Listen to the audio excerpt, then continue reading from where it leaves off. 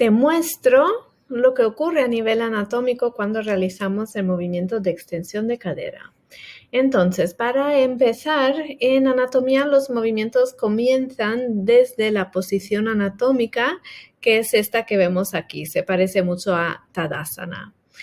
La extensión de cadera es cuando el ángulo entre la pelvis y el fémur se hace mayor. Entonces, si ponemos el esqueleto de perfil y dibujo una flecha para que entiendas que estas dos partes de la anatomía se alejan entre sí. Por tanto, en la extensión de cadera, el sacro baja, ¿vale? Y las crestas ilíacas suben. Esto es el movimiento de extensión de cadera. Este movimiento ocurre con la pelvis en respecto a los fémures. Cuando realizamos este movimiento de subir las crestas ilíacas, bajar el sacro, el espacio de la ingle frontal, este espacio delante de la articulación, se hace más grande. ¿Vale? Por tanto, ese es el movimiento de extensión de cadera. ¿Qué ocurre? A nivel muscular, cuando realizamos extensión de cadera, el psoas es el músculo que empezamos a estirar.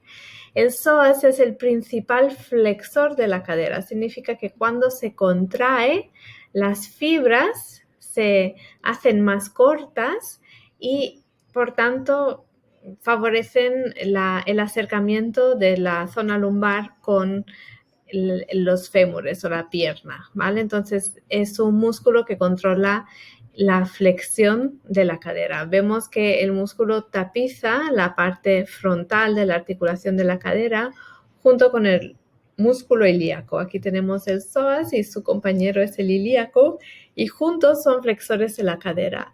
Lo interesante y lo que vamos a destacar del psoas es que su porción superior se inserta en las vértebras lumbares, en todas ellas. Y se inserta en la porción anterior de las vértebras lumbares porque se inserta sobre los discos vertebrales y un poquito en las apófisis transversas, estos pinchos laterales de nuestras vértebras, ¿vale? Por tanto, este músculo se considera como un músculo que está en la parte anterior de la columna y es por eso que cuando se contrae flexiona la columna. Los músculos de la espalda, los extensores de la columna son más posteriores, por tanto, cuando se contraen, hacen sí que la columna se extiende o se arquea hacia atrás. Pero el psoas es un flexor de la cadera y actúa también sobre la espalda lumbar. Significa que si llevamos una vida sedentaria, es decir, si pasamos muchas horas sentados, el psoas estará acostumbrado a mantenerse siempre en flexión, por tanto se acorta, las fibras se vuelven más cortas, más rígidas y realizar el movimiento de extensión de cadera es un poco más retante. Te doy un ejemplo. En esa postura, quiero que imagines el psoas que conecta la zona lumbar con la parte anterior de la ingle, ¿vale? Entonces, en esta postura estamos realizando un estiramiento de músculo psoas. Aparte, podemos ver cómo la porción de la pelvis en relación al fémur está realizando un movimiento de extensión de cadera porque el ángulo entre la pelvis y el fémur es mayor que en Tadasana. Por tanto, estamos realizando un estiramiento de psoas y el hecho de mantener la espalda en extensión, alargándola, también ayuda a alargar un poco las fibras de la porción superior del psoas.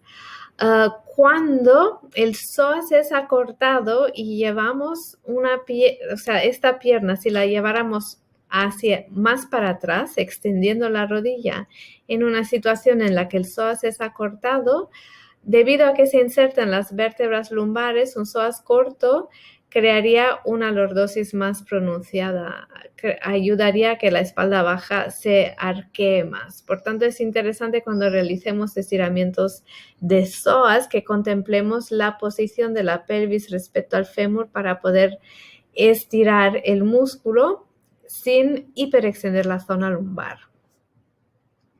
En esta siguiente imagen, pues aquí hay una persona que está haciendo un poco lo que te acabo de comentar. La pierna que tiene hacia atrás es tan desplazada hacia atrás que realmente la pelvis está muy inclinada hacia adelante, la espalda lumbar, la curvatura es muy acentuada, por tanto no está realizando un estiramiento de psoas, más bien el psoas está tirando de su lumbar, de su espalda baja y acentuando la lordosis. Cuando tenemos una anatomía de este estilo, un alumno con esta forma, o si somos incluso nosotros, lo que nos interesa hacer es acercar la pierna de atrás, doblar un poco la rodilla para poder posicionar la pelvis en una manera un poco más neutra, de forma que podemos estirar la porción anterior de la ingle sin tanta lordosis lumbar, es decir, sin tanta hiperextensión de la zona lumbar, ¿vale? Esta posición es más eficaz para la extensión de cadera y el estiramiento del psoas. Aparte, protege las lumbares, es decir, las lumbares no están obligadas a mantenerse tan en extensión, lo cual ayuda a que estén más estabilizadas y protegidas. Y en esta imagen te muestro un ejercicio, un clásico estiramiento de psoas. En esta postura, que sería una variante de la postura de la lanza, o si quieres una variante de Anjaneyasana, podemos realizar un estiramiento de cuádriceps y también de psoas si flexionamos la rodilla y cogemos el pie de atrás. Cuando realizamos este tipo de estiramiento de cuádriceps y psoas, nos interesa también que la lumbar esté en una posición un poco más neutra. Cuando vemos que la espalda lumbar se extiende mucho, entonces nos dice que el psoas probablemente esté acortado y por tanto tenemos que posicionar la pelvis de una forma un poco más neutra, es decir, bajando un poco más el sacro para poder realizar un estiramiento más eficaz de nuestros psoas. De lo contrario, lo que vemos aquí es que la posición de la pierna y el músculo acortado arrastra las lumbares hacia adelante y esto fuerza y sobrecarga nuestra zona lumbar, que es justamente lo que queremos evitar. Por tanto, cuando realizamos una extensión de la cadera, lo que queremos es actuar sobre el músculo psoas para que se vaya estirando y alargando y de esta forma nuestras lumbares no sufren tanto en posturas de extensión. Entonces, volviendo al esqueleto, espero que te lo puedas imaginar. El esqueleto te ayuda a ver cómo el psoas está posicionado justo en la parte anterior de nuestras vértebras lumbares y desde ahí cruza la articulación de la cadera, se inserta en lo que se llama el trocánter menor del fémur, una protuberancia en la parte interna del fémur.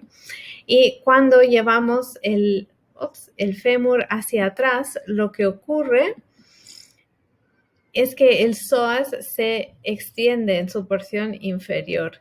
Si dejamos que las lumbares se extiendan mucho, que la lordosis incremente, entonces no tenemos la oportunidad de estirar la porción superior de nuestro psoas. Y eso significa que cuando vayamos a realizar extensión de cadera, la posición de la pierna y del fémur aumentarán la lordosis lumbar y es lo que queremos evitar. Por tanto, cuando realizamos extensiones de cadera, nos interesa mucho trabajar el descenso del sacro, la elevación de las crestas ilíacas para que nuestro psoas se pueda mantener alargado a la vez que llevamos el fémur hacia atrás. De lo contrario, realmente lo que no estamos actuando mucho sobre el psoas y nuestras lumbares como consecuencias sufren.